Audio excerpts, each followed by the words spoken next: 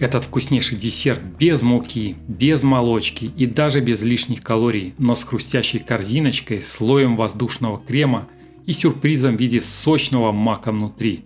Все это делается из простых продуктов за считанные минуты.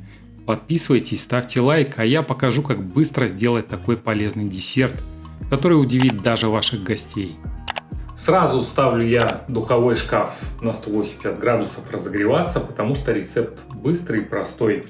Первое, что надо сделать, просеять гречку. Гречка у меня в виде муки уже смолотая. 1 стакан. Туда добавляю чайную ложечку соды, чайную ложечку псилиума. Кто не знает, что это такое, пишите в комментариях, расскажу. Чайная ложечка разрыхлителя и 2 чайные ложечки корицы. Корица не обязательно, но приветствуется. Еще я добавляю 1 грамм ванилина. Не ванильного сахара, а именно ванилина. Этот рецепт вообще будет для, так сказать, здоровья. Я решил сделать максимально польза. Поэтому, во-первых, муку я заменил обычную пшеничную на гречневую. Чем полезна гречневая мука, в отличие от пшеничной, почитайте в первом прикрепленном комментарии, пока идет это видео. И пока я буду рассказывать все, вы можете почитать о пользе. Далее сюда хорошо пойдет пол чайной ложечки соли. У меня есть орехи смолотые, с прошлого рецепта остались, и поэтому здесь они будут весьма сочетаться. Это не обязательный компонент, но 2 чайные ложечки просто потому, что они у меня есть. Далее сюда я кладу сахарозаменитель. Лучший сахарозаменитель, который я знаю, это эритрит или дынный сахар. Я также напишу в первом комментарии, почему я выбрал этот сахарозаменитель и почему я отказался от меда и сахара. В общем, и перешел на вот эту вот прекрасную альтернативу. У нас замешана сухая смесь. Нам надо подготовить еще влажную смесь. Но перед этим я беру и добавляю цедру лимона. В этом рецепте очень хорошо будет себя чувствовать цедра лимона, и ее мы уравновесим очень ароматным ингредиентом, который будет у нас идти буквально вот сейчас. И это будет имбирь. Имбиря надо немножко класть, потому что он термоядерный. Буквально вот щепоточку. И этого будет у нас достаточно. Все, цедра лимона есть. Следующие компоненты не обязательные в этом рецепте, но я добавлю. Это 2 куриных яйца. Яйца свойские, домашние, свободного выгула, прекрасные. И здесь они и идут для связки. Они как у нас связующий компонент присутствуют, поэтому можно их добавлять, можно нет, но рецепт готовится без них, если вы не кушаете животную пищу. Далее это все вот так вот перемешивается, но недолго, и добавляется вода. Пол стакана обычной воды добавляем. Чем и хорош этот рецепт? Тем, что все максимально просто делается. Но компонент теперь, который очень нужен, это масло. Или вы добавляете обычное масло 3 столовые ложки, или я перешел уже на кокосовое масло, но я кладу уже 2 столовые ложечки. Оно уже растопилось. И теперь просто все соединяется. Напомню, друзья, что духовой шкаф уже у нас разогревается. Кстати, так как я художник и в своих видео показываю свои картины, то интересно ваше мнение, какая из этих двух картин вам больше всего нравится. Верхняя или нижняя? Если верхняя, в комментариях единичку поставьте, если нижняя, двоечку в комментариях. Мне будет приятно ваше внимание, ваш отзыв и ваша обратная связь. Что касается теста, то воду здесь надо регулировать, поскольку компоненты у всех будут разные. У кого-то будет обычное масло, у кого-то будет, как в моем случае, кокосовое, у кого-то будут яйца, у кого-то не будут яйца. Поэтому вот сейчас у меня тесто получается рассыпчатое. Оно и должно получиться рассыпчатым, но сейчас я решил прям экспромтом добавить в него еще больше пользы. Положим семена льна не просто в тесто, а их измельчим. Кроме того, в семена льна я опускаю семена чиа. Вот эти два компонента, они придадут больше жирности, полезных аминокислот, и в общем это будет еще вкуснее и здоровее. Ну, я решил сделать такое, знаете, с утра здоровое печенье, вкусное, точнее не печенье даже, но вы сейчас все узнаете. Буквально пару секундочек, и у нас уже все готово. Друзья, это вот печенье, оно больше для тех, кто фанат мака. Так как я большой фанат мака, и мне постоянно его хочется кушать, то если вы такой же фанат, то я поздравляю, мы нашли друг друга, и все прекрасно. Еще добавляю треть стакана воды и смотрю по консистенции. Я вам сейчас покажу, какая консистенция должна у нас получиться. Но перед этим надо сделать еще одну вещь, которая очень нам пойдет на руку, а именно будет шикарный вкус. Я беру лимон, который мы добывали цедру, и с него добываю сок. Сок лимона в этом печенье будет просто шикарным. Это даже не печенье, это скорее будут корзиночки. И я его прямиком отправляю в нашу тесто-смесь. Но, друзья, есть еще маленький секрет. Почему без лимона не получится данный рецепт? Лимон здесь служит активатором, точнее лимонный сок. Мы добавили соду, мы добавили разрыхлитель, и активирует и соду, и разрыхлитель именно вот лимонный сок. И если вы теперь обратите внимание, то все начинает пениться, начинает активизироваться процесс, тесто начинает выделять пузырьки и расти. Вот в этой фазе у нас уже должна быть разогрета духовка, потому что тут надо уже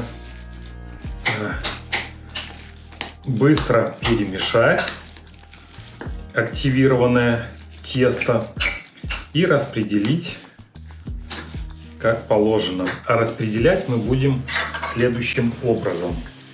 Вот здесь у меня формочка, которую я буду делать. У меня есть еще кусочек масла кокосового. И просто я беру на руку и вот так вот смазываю. Вы можете использовать для этого любое или сливочное масло, если у вас есть, или любое другое масло. Эффект будет один и тот же. И вот теперь я закладываю. Мне руками гораздо больше нравится работать, чем при помощи дна стакана. Во-первых, более ты чувствуешь, как и где тебе надо сделать нажим. Во-вторых, гораздо быстрее получается. И в-третьих, получаешь массу удовольствия. И вот корзиночки, вот одну лепишь, а вторая уже разрастается за счет того, что идет реакция очень такая хорошая лимонного сока, разрыхлителя и соды. У нас уже готовы корзиночки. Пока испекаются корзиночки, кстати, запах идет просто изумительный. Мы подготовим вкусную основу. Вкусной основой у нас будет мак. О нем я уже говорил. И я беру полстакана мака, делю на 2 части, потому что кофемолка справляется с малым количеством. И сейчас мы будем из этого мака делать просто шикарный мак. Очень вкусный. Мы его будем выпаривать. Кстати, кому интересно, где взять мак в 2 раза дешевле, пишите в комментариях, я расскажу. У меня уже включен газ. Уже огонь я ставлю на 2 по 5-бальной системе. Сковорода уже стоит. И прямо сюда я отправляю наш мак. Мы будем добывать маковое молочко, которое очень-очень полезное. Я люблю вычищать опять все-таки руками. Далее сюда надо добавить сахар. В моем случае я сахар не ем, я добавляю сахарозаменитель. 2 столовые ложки. И чтобы это все у нас заработало, можно взять или обычную воду, или вот у меня такое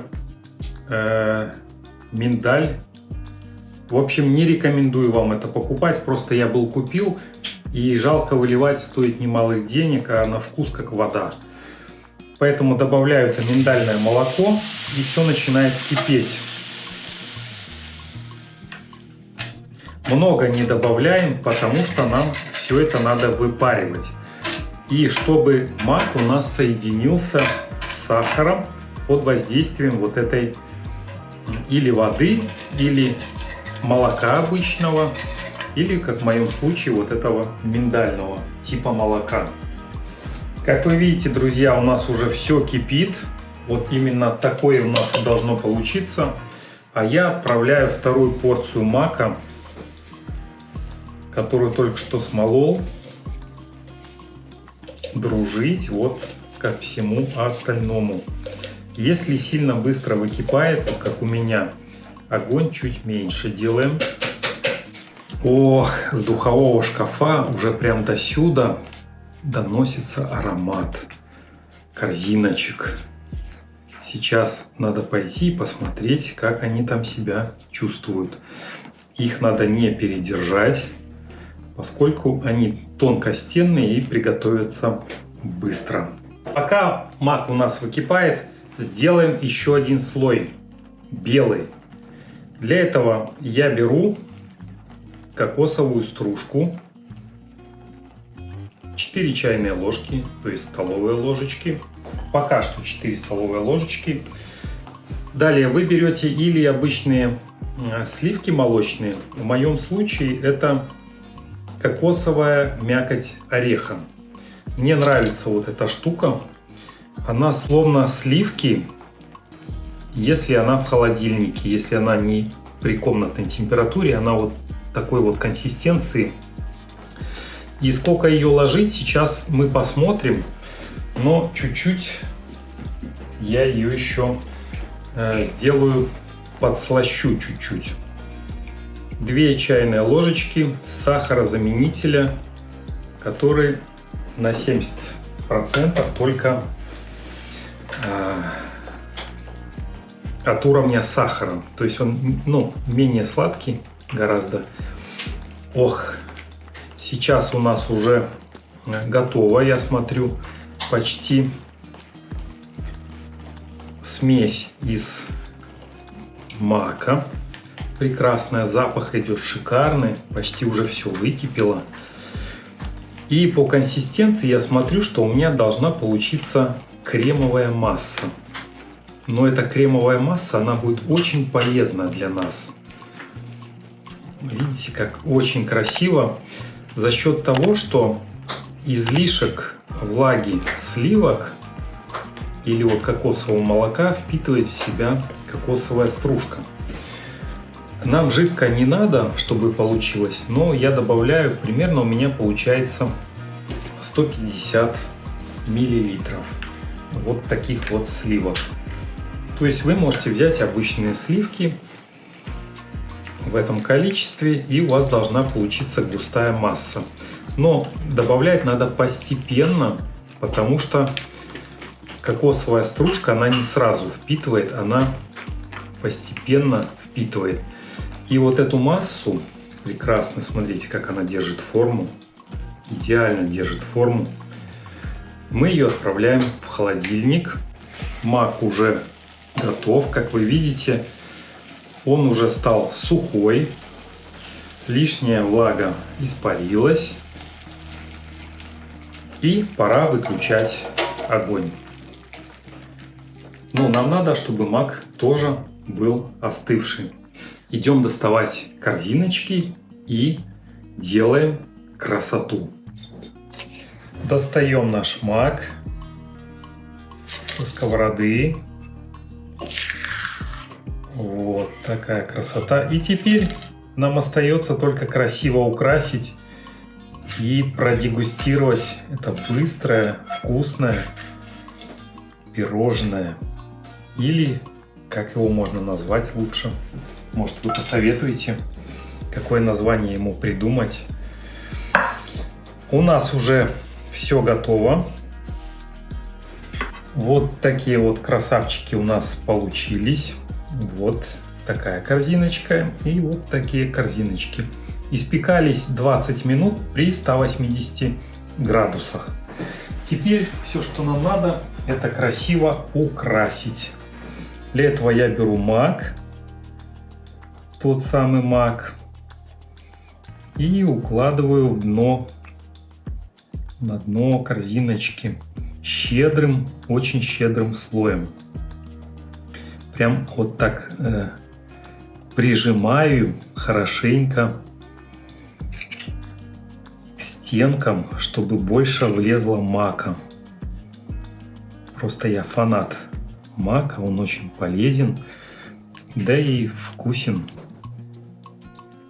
И так мы формируем в каждом пирожном вот такой слой. Мы берем наш крем, что называется, белый, и формируем верхний слой с горочкой.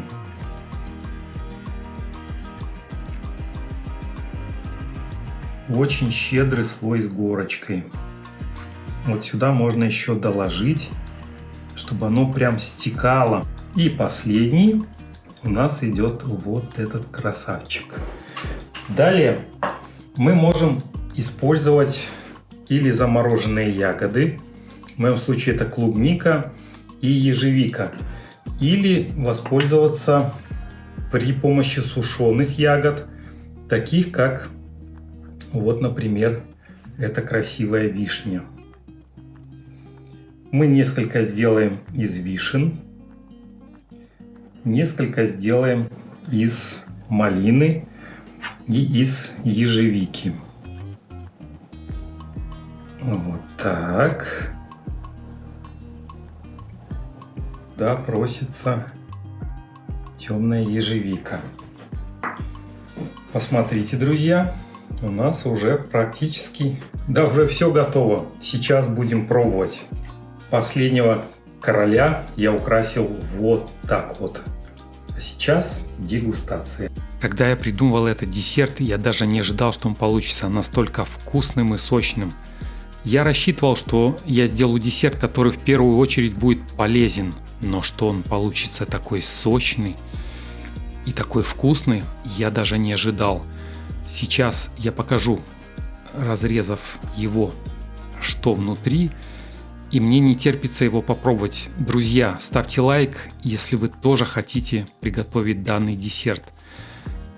Очень много получилось вкусного мака внутри. Крем просто шикарнейший получился. Очень полезный крем тем, кто не ест молочку. Крайне советую. Готовится быстро, очень-очень вкусный и прекрасно сочетается с маком в этой корзиночке. С нетерпением жду вас в новом рецепте на канале Художник на кухне.